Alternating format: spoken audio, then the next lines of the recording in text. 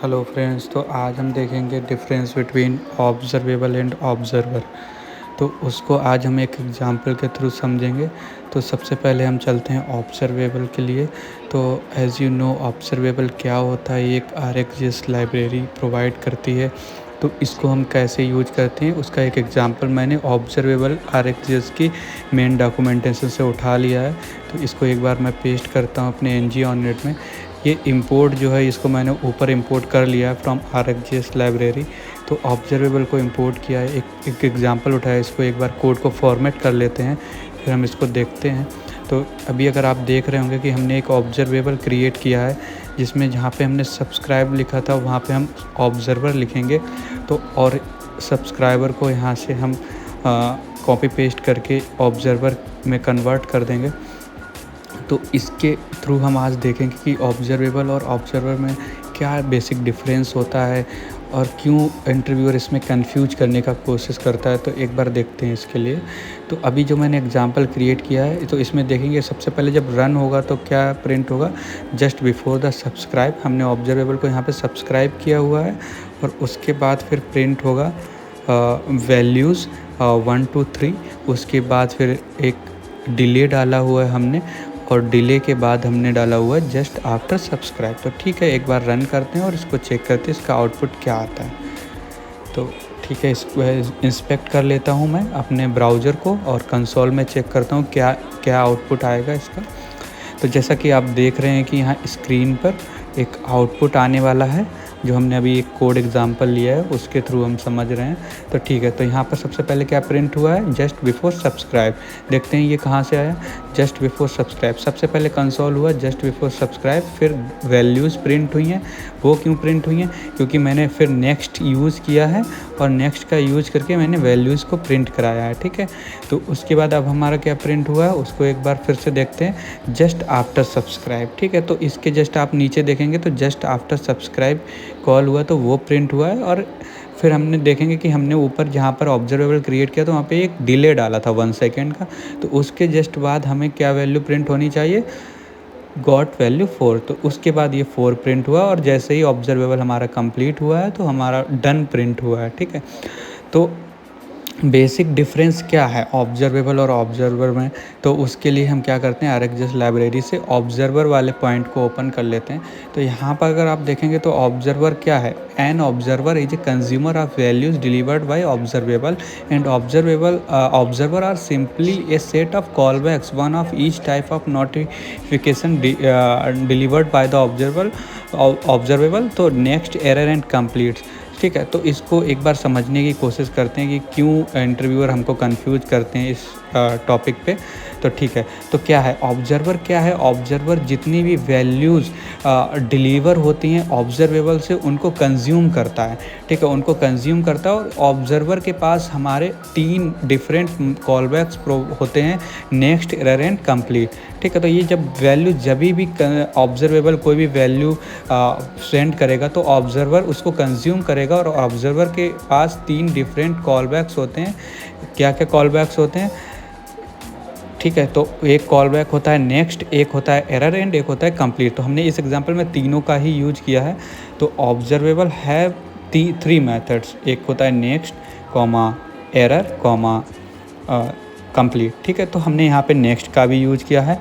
तो जैसे ही ऑब्जर्वेबल ने कोई भी वैल्यू इमिट की, ऑब्जर्वर एज ए कंज्यूमर उसने उसको वैल्यू को कंज्यूम किया हुआ है। ठीक है, an observer is a consumer of value delivered by the observable. ठीक है, तो उसने क्या किया, उसको कंज्यूम किया। ठीक है, एक बार मैं इसको कॉपी पेस्ट किया हूँ तो एक बार इसको मैं फॉर्मेट करता हूँ, फिर मैं आपको एक थ्योरेटिकल में आपको क्या बोलना है, इंटरव्यूअर को आंसर क्या देना है वो मैं बताता हूँ।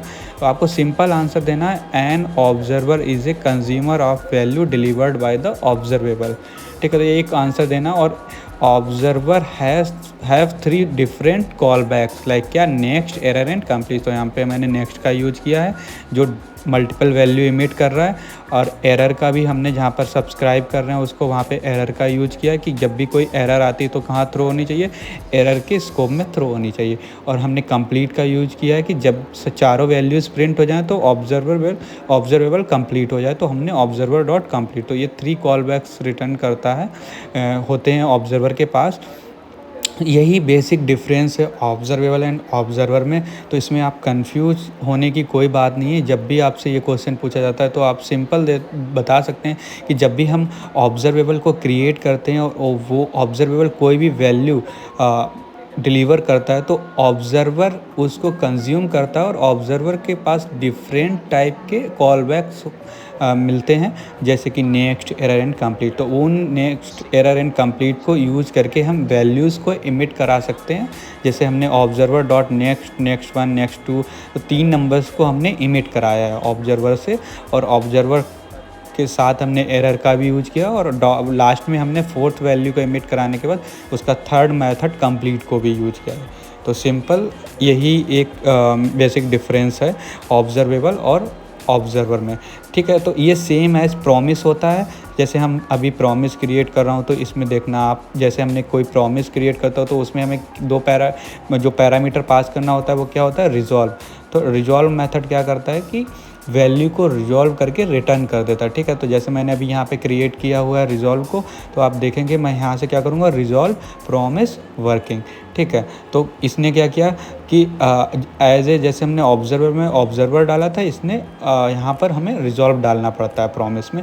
तो अगर हम यहाँ पे देखेंगे इसको हमें प्रिंट कराना है तो हम कैसे करेंगे, कंज्यूम करेंगे प्रॉमिस को प्रॉमिस डॉट देन मेथड के थ्रू। तो यहाँ पे क्या हुआ कि हमने एक रिज़ल्ट लिया और हम कंसोल कराएंगे रिज़ल्ट को, यहाँ पर कंसोल कराते हैं तो देखते हैं आउटपुट क्या आता है। ठीक है, तो आउटपुट में हम देखेंगे कि प्रॉमिस वर्किंग आता है या नहीं। ठीक है, तो इसको सेव करते हैं और चलते हैं ब्राउज़र पे और एक बार देखते हैं क्या आउटपुट आता है। तो उसके लिए एक बार हम कंसोल को क्लियर करते हैं और वेट फॉर द आउटपुट।